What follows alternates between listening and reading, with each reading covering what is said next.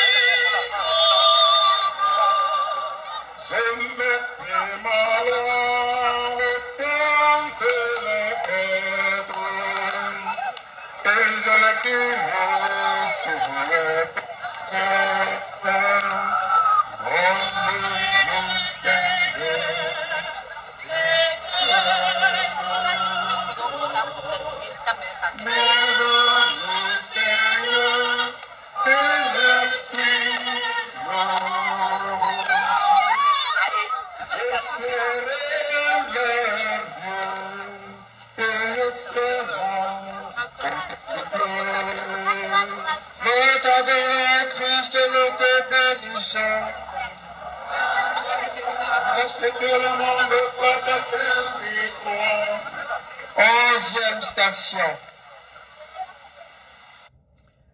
Dans cette première partie, vous avez vu comment un homme se faisait frapper.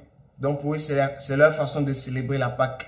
Cet homme se faisant passer pour Jésus-Christ. Est-ce que Jésus-Christ a-t-il célébré la Pâque en le faisant bastonner? Jamais de la vie.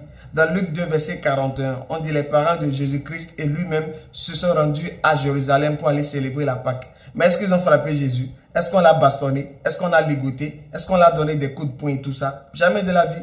Maintenant, la question simple que j'aimerais demander à nos frères chrétiens.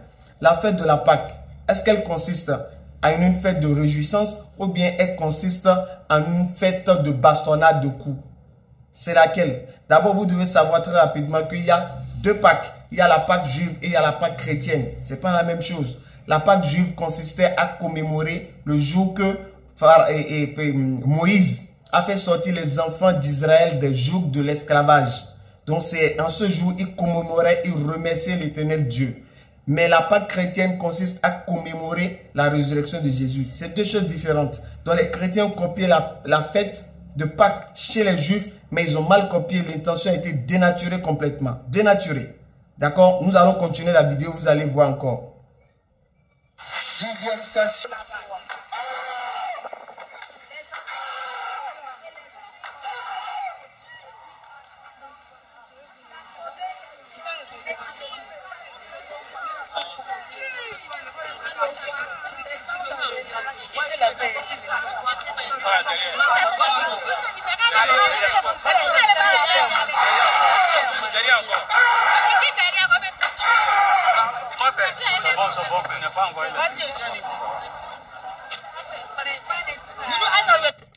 Vous avez vu, dans cette dernière partie, ils sont en train de le crucifier. Dans le couloir, on couloir les pointes entre ses mains et ses pieds.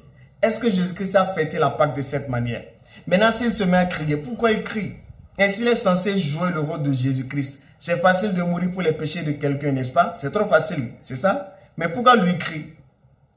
Non, jamais Jésus-Christ, Père de Dieu, sur lui n'a demandé de fêter la Pâque comme ça. Jamais lui-même ne l'a fêté. Jamais l'Éternel Dieu n'a demandé de fêter une Pâque comme celle que vous fêtez là. Jamais de la vie. De plus, si vous vous mettez dans la peau de Jésus-Christ, est-ce que vous fêtez la Pâque de cette façon? Donc, Jésus-Christ, selon vous, il a été frappé, ligoté, crucifié à la croix. Mais par la suite, qu'est-ce qui s'est passé? Selon vous, il est mort et ressuscité. Mais pourquoi vous ne mourrez pas? Et pourquoi vous ne vous ressuscitez pas? Mais pourquoi Dieu ne vous ressuscite pas? Mais vous devez aller à l'étape de mourir aussi.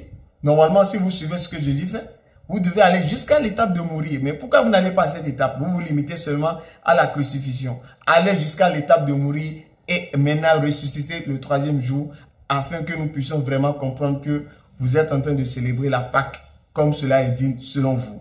Donc j'espère que cette vidéo vous aura été utile, bénéfique et profitable. N'hésitez pas à la liker, à partager et à commenter et surtout activer la cloche de notification pour ne manquer aucune de nos prochaines vidéos. Sur ce, salam alaikum wa rahmatullahi wa barakatuh.